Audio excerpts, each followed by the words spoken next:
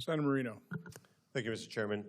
So, Director Vought, you're aware that 100% of senators did vote to fund all of DHS except for Border Patrol and ICE because the Democrats would not fund Border Patrol and ICE without basically eliminating immigration enforcement in the interior of the country. Is that accurate? That's accurate, and they left out that for about for about an entire month, we were in a shutdown of the entire department. Right. So obviously, given the choice that Republicans face between ending immigration enforcement in the entire interior of the United States, making the entire country a sanctuary country, or funding everything at DHS but Border Patrol and ICE, and then fixing that through reconciliation was the only path forward, correct? It is the only path forward. But you would agree that that's an abdication of the responsibility to actually appropriate money the right way, correct? I would. Like, we don't want to be doing budgets going forward through half appropriations and half reconciliation, correct? Correct. All right. Now, the more or less, so just give me a quick estimate of how many people work for ICE and Border Patrol. You know, I don't have that in front of me, but thousands. Thousands, right? Tens of thousands, probably? Yes. Do you think they're all bad people? No. I mean, these are some of the best of our nation. These are people that, in an environment that is very tense right now in our country, they have put themselves forward and says, I want to do my part to keep our community safe, and I think that's incredibly commendable. So these are moms, these are dads, these are brothers and sisters, these are people who are American citizens working every day to defend us. What does it do to the morale when you hear, even today, just today, in this exact hearing, those people compared to the Iranian secret police? What does that mean to that mom or dad who has their kid referred to that way? I think it puts a target on them. I think it's incredibly unhealthy for those individuals, and they're not going to want to they're not going to want to sign up for that kind of work anymore. Yeah. I mean, I remember when Democrats used to be the party of working Americans, and when they disparage working Americans that way, it's a total and complete disgrace. Let's move on to another quick issue. One of the members of this committee earlier said that a budget is a reflection of, and I'm quoting here, their morals and values. When the Democrats had unified control of government, they passed a $7,500 subsidy for electric vehicles. Are you familiar with that program? Yes.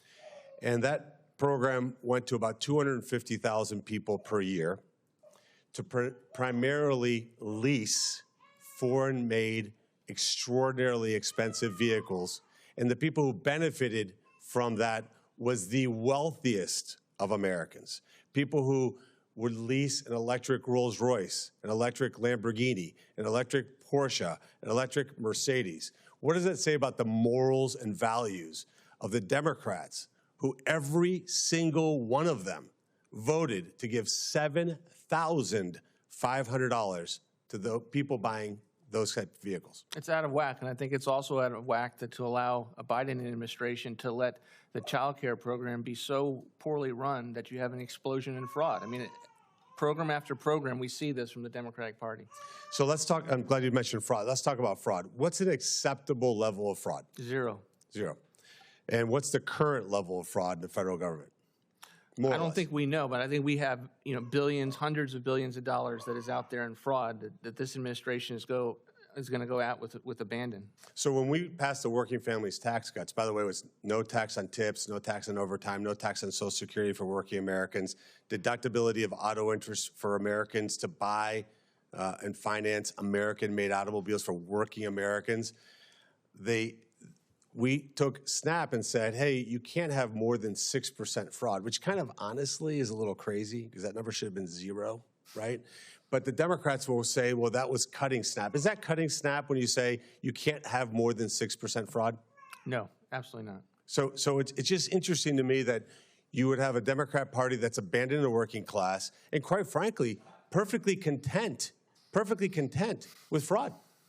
And by the way, not only abandon the working class, disparages working Americans, calls them Gestapo and secret police, everyone.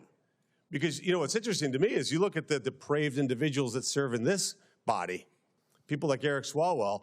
I don't know that I'd want to be categorized the same way, and I don't think it's fair to do that to Border Patrol agents. One last thing, Ford and General Motors, do you think they have a lot of employees? Yes. About 350,000 combined worldwide. we've been able to eliminate that level of government employees. Is the government functioning at least as well or better than it was before we eliminated 350,000 federal employees from our workforce? It's functioning better, Senator. How is that possible? Because we're doing things more efficiently, and we're finding people in places previously that most of them are already gone that were not performing enough to warrant a taxpayer-funded job. And we've been able to do it better, cheaper, more efficiently. Thank you. Support journalism you trust. Support PBS News. Donate now, or even better, start a monthly contribution today.